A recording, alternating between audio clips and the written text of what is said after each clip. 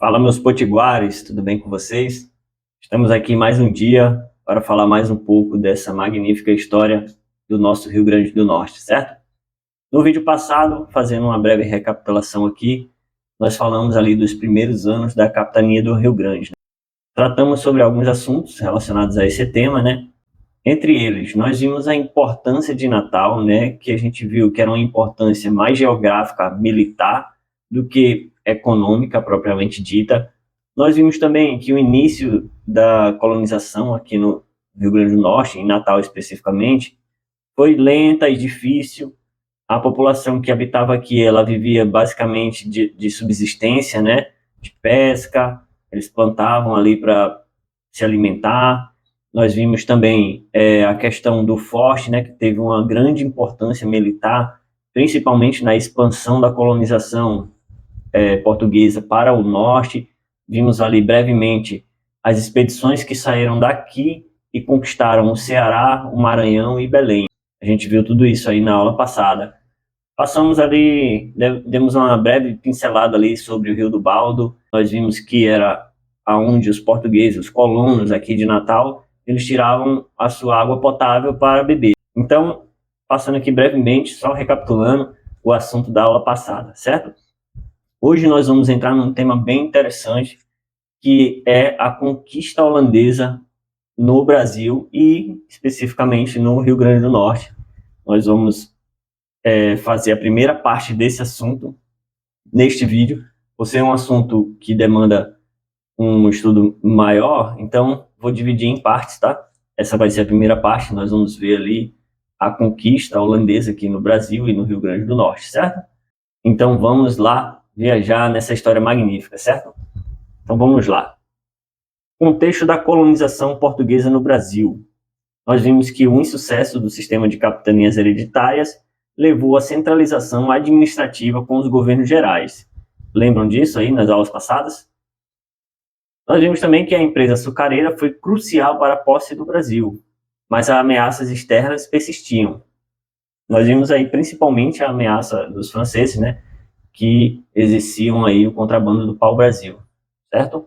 A Espanha dominava vasto império territorial no século XVI, incluindo terras na Europa, Ásia, África e América, com grande extração de ouro e prata.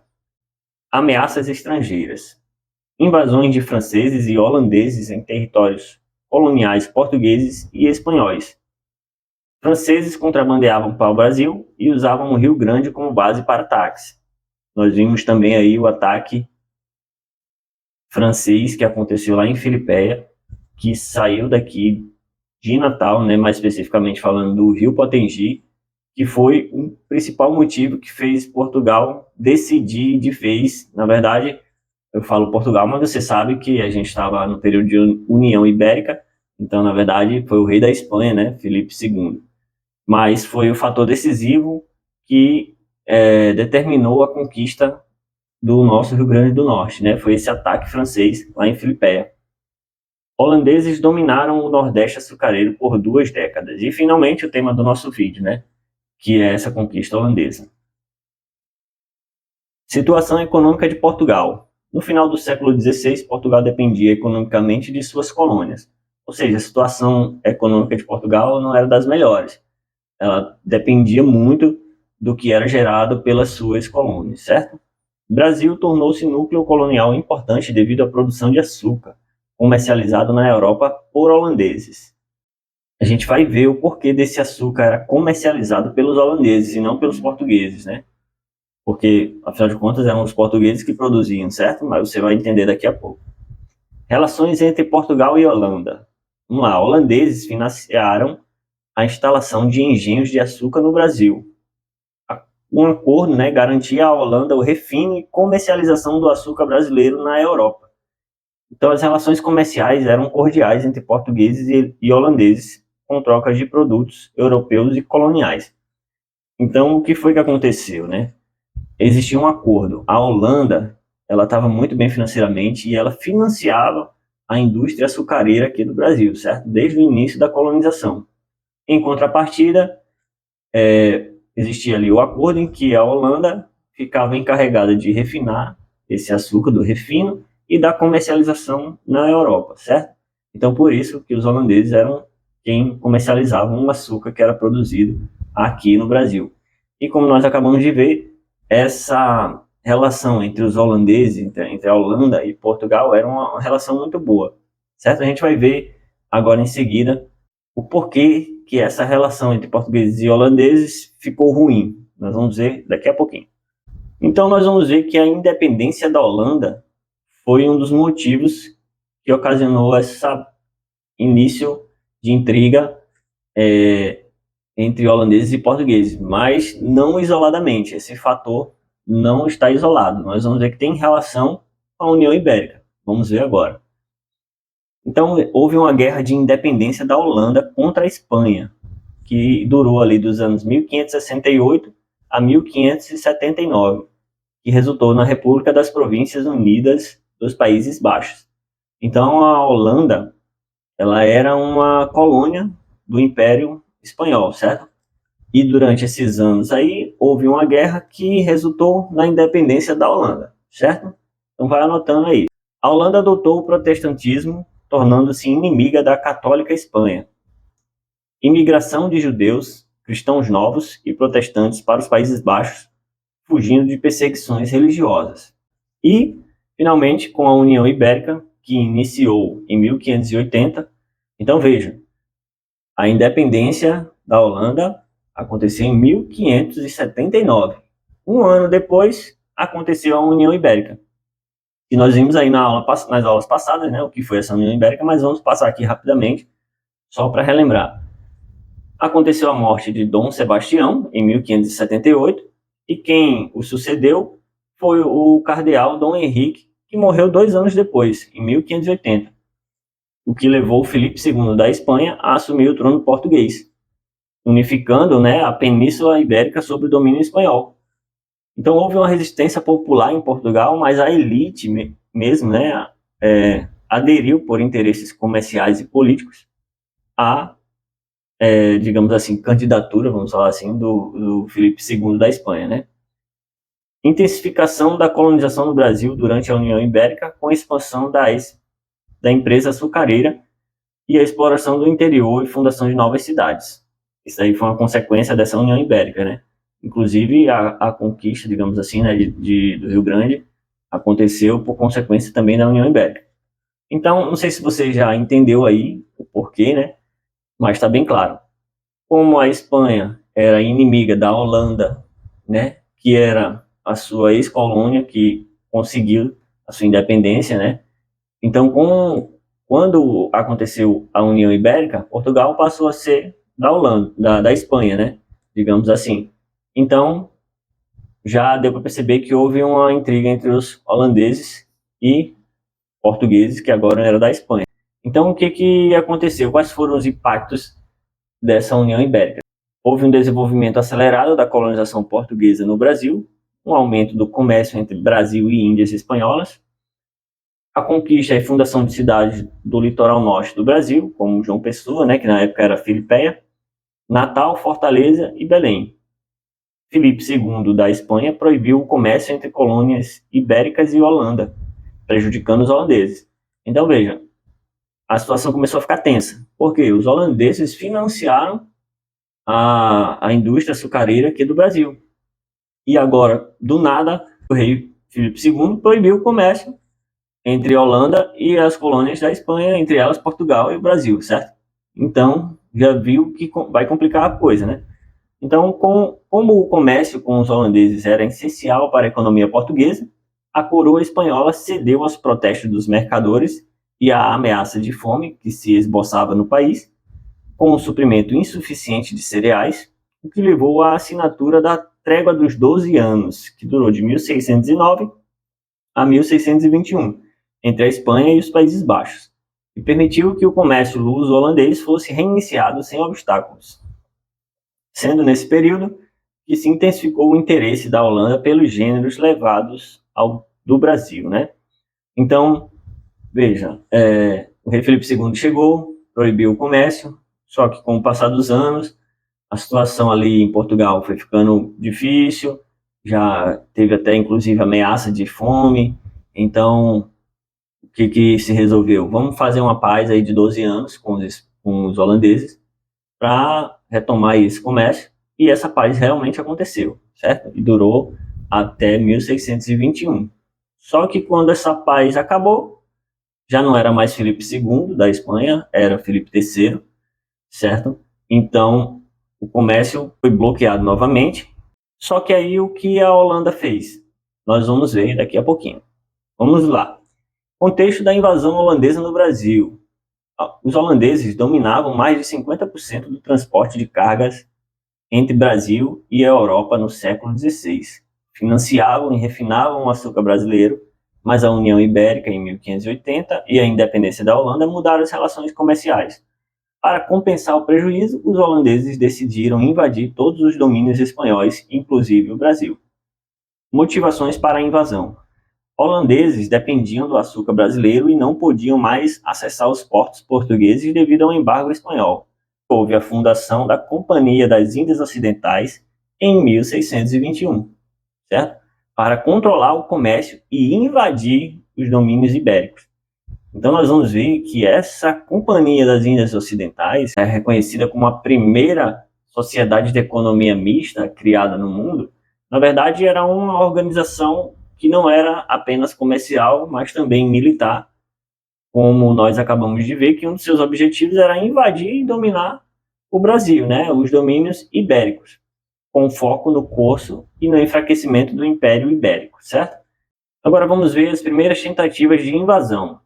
Nós vamos ver que a primeira tentativa, que foi fracassada, aconteceu em 1624 na Bahia, causando um grande prejuízo financeiro à Companhia das Índias Ocidentais, certo? Porém, em 1627, nós vamos ver que houve a captura da frota de prata espanhola por Pietri Henry, financiou novas invasões. Ou seja, em 1624, a Companhia das Índias Ocidentais teve um grande prejuízo com a tentativa fracassada de invasão lá na Bahia. Porém, em 1627, houve essa captura dessa frota de prata que trouxe novos recursos, né, para os holandeses, que conseguiram, por meio desses recursos, financiar mais uma tentativa de dominação, que nós vamos ver que aconteceu em 1630, que foi lá em Pernambuco, né? Então, os holandeses invadiram Pernambuco em 1630, que era o principal centro produtor de açúcar, e expandiram seu domínio no Nordeste por 24 anos, a partir de Pernambuco. Vamos ver agora as incursões na capitania do Rio Grande. Nós vamos ver que a primeira incursão foi lá em 1625, com o reconhecimento do território e contato com indígenas. Essas incursões, nós vamos ver, certo, que elas se caracterizaram mais por ser expedições de reconhecimento do território. Então, houveram outras incursões, né, lá em 1625, 1628 e 1630, com foco em reconhecimento e saques. Mas vamos ver que em 1631 houve uma expedição especial que nós vamos falar mais detalhadamente agora, certo? Em 21 de dezembro de 1631, uma nova esquadra holandesa tentou desembarcar na capitania do Rio Grande, enviada pelo Conselho Holandês. A esquadra, comandada pelo tenente-coronel Hartmann, e o restante do nome dele aí vocês fiquem à vontade, né? Esse grande nome aí, eu não vou me aventurar para não errar, era composta por 14 navios e 10 companhias. Tentou adentrar na barra do rio Potengi, mas foi impedida pela artilharia da Fortaleza dos Reis. Desviados dos verdadeiros objetivos, os invasores desembarcaram em Genipabu, onde saquearam o povoado, levando aproximadamente 200 cabeças de gado. Então foi uma expedição que tinha alguns objetivos. No meio do caminho eles mudaram ali de objetivos. Findou que capturaram apenas essas cabeças de gados e retornaram para Pernambuco. Porém, foi por meio dessa expedição e também das outras que os holandeses começaram a perceber algo interessante aqui no Rio Grande do Norte, que era justamente o nosso gado, né? Que eu falei um pouco na aula anterior, né? Que foi a primeira coisa que chamou a atenção dos holandeses aqui no Rio Grande, foi essa questão do gado, né, da nossa pecuária. Então, foi o motivo principal, posso dizer assim, que atraiu os holandeses para o Rio Grande, certo? E, além disso, foi através dessa expedição de 1631 que eles conseguiram colher informações sobre a guarnição do Forte dos Reis Magos, certo? Conseguiram ver mais ou menos ali quantos soldados estavam guarnecendo e, através dessas informações, eles se prepararam para vir mais tarde, nós vamos ver em seguida, a expedição de conquista dos holandeses aqui no Rio Grande. Então vamos lá. Conquista definitiva do Rio Grande. Em 1633, holandeses organizaram uma expedição com 11 navios e 808 soldados. Comandada por Jean Cornelissen Lichtarden, a expedição conquistou a capitania do Rio Grande. Participaram da missão o delegado diretor Martins van Keulen e o conselheiro Servais Carpenter. Então, veja, está em destaque aí o nome do delegado diretor, porque nós vamos ver que o nosso Forte dos Reis Magos ele foi renomeado pelos holandeses e ficou conhecido como Castelo de Keulen. Então, esse Keulen é em homenagem a esse delegado diretor. Mas vamos seguir. Planejamento e início da invasão holandesa. Vamos agora entrar nos detalhes dessa invasão. Em 7 de dezembro de 1633, um navio holandês, sob o comando de Albert, juntou-se à esquadra holandesa em Mamanguape, na Paraíba. Esse navio ele fazia ali a patrulha nessa região ali da Paraíba, de Pernambuco, e ele juntou-se à expedição que estava vindo aqui para o Rio Grande, no dia 7 de dezembro. O Conselho de Oficiais decidiu atacar o Forte dos Reis Magos, com tropas desembarcando em Ponta Negra e avançando por terra, enquanto embarcações forçariam a barra do rio Potengi. Então foi decidido por esse Conselho de Oficiais a tática que eles usariam, né, para a conquista da capitania do Rio Grande. O desembarque e avanço das tropas holandesas. Em 8 de dezembro, holandeses desembarcaram em Ponta Negra, dividindo-se em duas frentes, uma pelo mar e outra por terra. Parte das tropas terrestres ocupou Natal, enquanto o restante seguiu para cercar o Forte dos Reis Magos. Então, uma parte da tropa se dividiu, a que veio por terra, uma veio para a cidade do Natal, que ficava onde hoje é ali a Praça André de Albuquerque, né, ali na Cidade Alta, e a outra parte foi cercar o forte, certo, para dominar de vez ali a fortaleza. Houve uma resistência luso-brasileira muito feroz, né, com a artilharia do forte repelindo os invasores. Cerco ao Forte dos Reis Magos. Holandeses montaram baterias de artilharia nas dunas ao redor do forte, iniciando um cerco na noite de 8 de dezembro. Bombardeio intenso desferido contra o forte com granadas e tiros de mosquetes. A guarnição do forte, composta por 85 homens, enfrentou 808 combatentes holandeses. Então era uma diferença muito grande aí de tropas, né? Desses 85 homens que estavam no forte, nem todos eram combatentes, tinham ali outros tipos de pessoas civis, né? Então era uma diferença muito grande aí numérica que deu a vantagem para os holandeses. Então eles conseguiram ali ao redor do forte uma duna alta, né? Na qual eles colocaram suas artilharias que estavam desferindo disparos contra a fortaleza. Queda do Forte dos Reis Magos. Após 3 dias de combate, em 12 de dezembro, o forte foi rendido. O capitão Mor Pero Mendes de Gouveia, ferido, protestou contra a rendição, mas a bandeira branca foi hasteada. Holandeses tomaram posse do forte, renomeando para Castelo de Keulen e ocupando Natal por quase 21 anos. Então veja, algumas coisas que eu gostaria de detalhar aqui sobre isso, certo? Primeiro, vamos atentar para o nome do Capitão Mor, que estava chefiando aí a fortaleza. Para você que é aqui de Natal, você já deve ter passado ali, provavelmente, pela Avenida Capitão Mor Gouveia, né? Então é em homenagem a esse Capitão Mor. Ele, segundo alguns historiadores, ele não quis se render de jeito nenhum para os holandeses, disse que não iria se render, porém, com esse intenso combate aí que durou 3 dias, ele foi ferido e reza a lenda, né, que enquanto ele estava ali no leito, sofrendo, né, com seus ferimentos, ele foi traído. Alguém chegou ali, algum soldado chegou, pegou as chaves escondidas do forte e se renderam aos holandeses. Até porque, aqui entre nós, né, não daria para manter mais por muito tempo essa resistência. Eles iam ficar sem alimento, sem água, porque afinal de contas o forte estava cercado pelos holandeses. Então a rendição era meio que inevitável, né? Porém, reza a lenda que o capitão Mor Gouveia, ele não queria de jeito nenhum se render. Então, como nós vimos, o castelo foi renomeado para Castelo de Kellen, né? Em homenagem lá ao delegado diretor, né? Que veio com os holandeses e ocuparam Natal por quase 21 anos. Mudanças após a conquista. Natal foi renomeada como Nova Amsterdã, embora haja dúvidas sobre a localização exata dessa nova cidade. Documentos históricos sugerem que a Nova Amsterdã pode ter sido erguida próximo ao rio Jundiaí, a cerca de 2 quilômetros de Macaíba.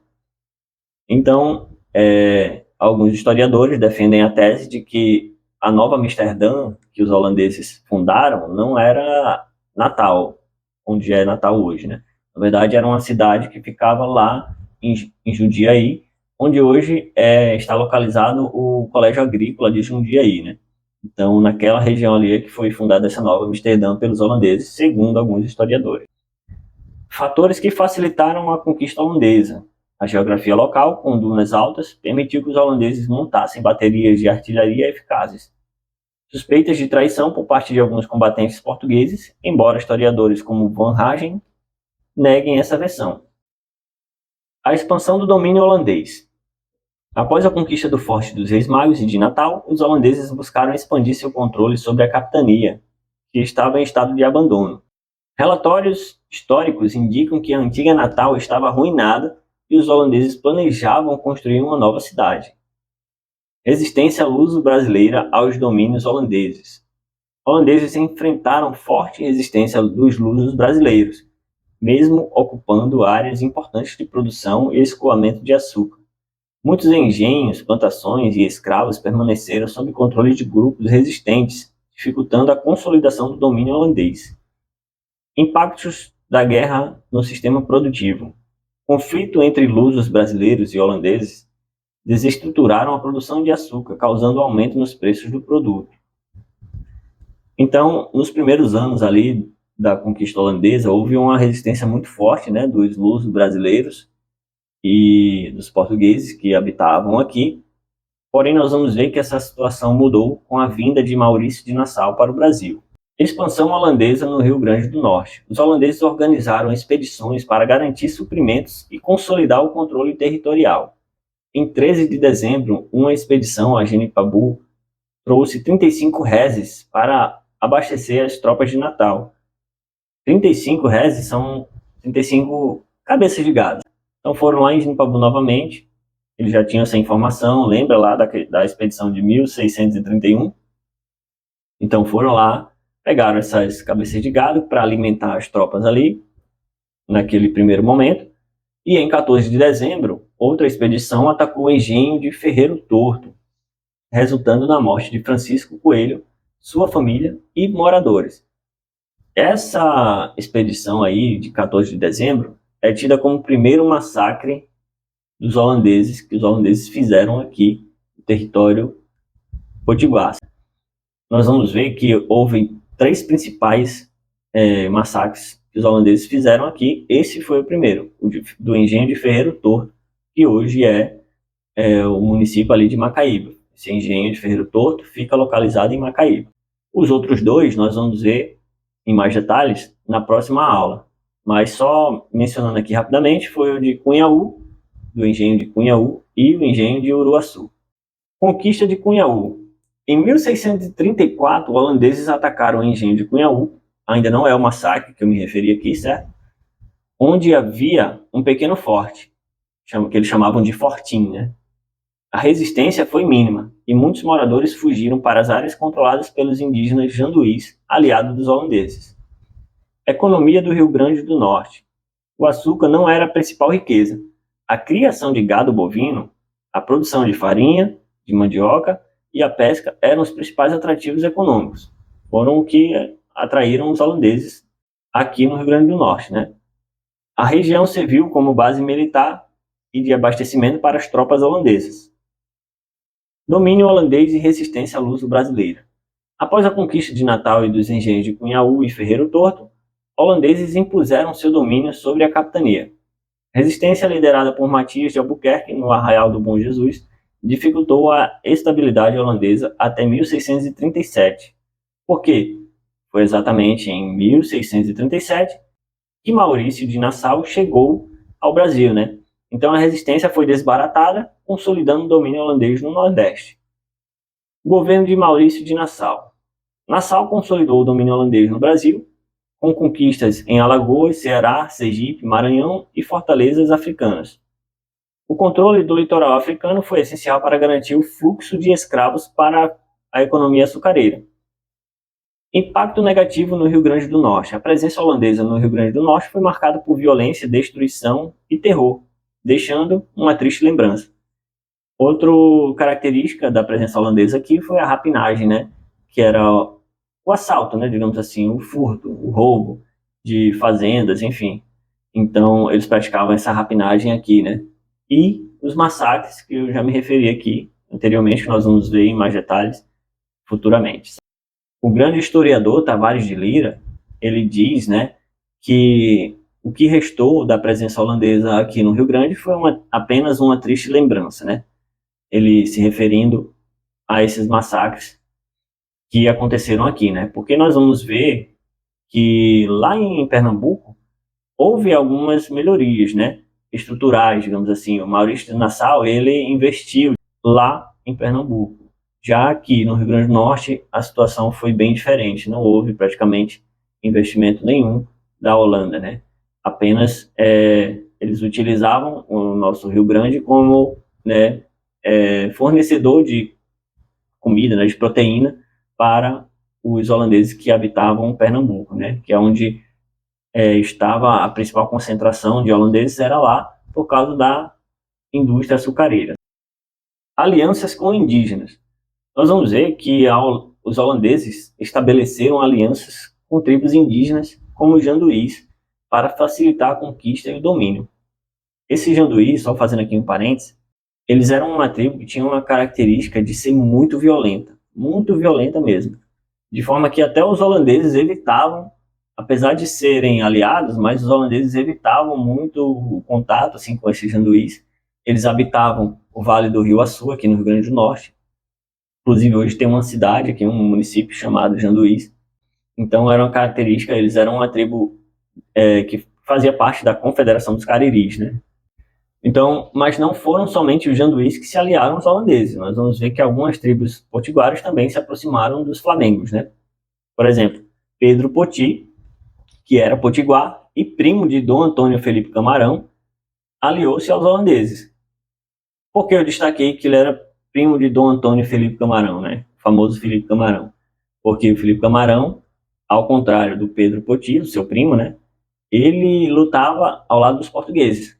Ele teve um papel, inclusive, muito importante na batalha contra os holandeses, certo? Então, apesar de, como regra, os potiguares serem aliados dos portugueses agora, né? Porque nós vimos que lá no início da colonização era o grande rival dos portugueses, né? E aliados dos franceses. Agora, nesse exato momento em que nós estamos falando, aqui no contexto de ali dos anos 1630, eles eram aliados portugueses e continuaram até a expulsão dos holandeses, certo? Então, vamos ver também, grave bem esse nome agora, tá? Jacob Rabi. Dependendo do historiador, ele é chamado como Jacob Rabi ou Jacob Rabé. Ele era um funcionário da Companhia das Índias Ocidentais e foi fundamental na aproximação com os indígenas e na execução de atrocidades como os massacres de Cunhaú e Uruaçu. Esse é o nome mais marcante da presença holandesa aqui no Rio Grande do Norte, especificamente falando, certo? Ele foi o grande responsável pelos massacres que ocorreram aqui. E não foram apenas esses massacres, o de Ferreiro Torto, de Cunhaú e de Uruaçu. Tiveram outros massacres, mas esses foram os principais, certo? E, normalmente, o seu nome está atrelado a todos esses massacres. Então, Jacob Rabi, ele era um judeu alemão, né, que sabia falar aí 5 línguas, entre elas o holandês, o alemão, o tupi, né, o português.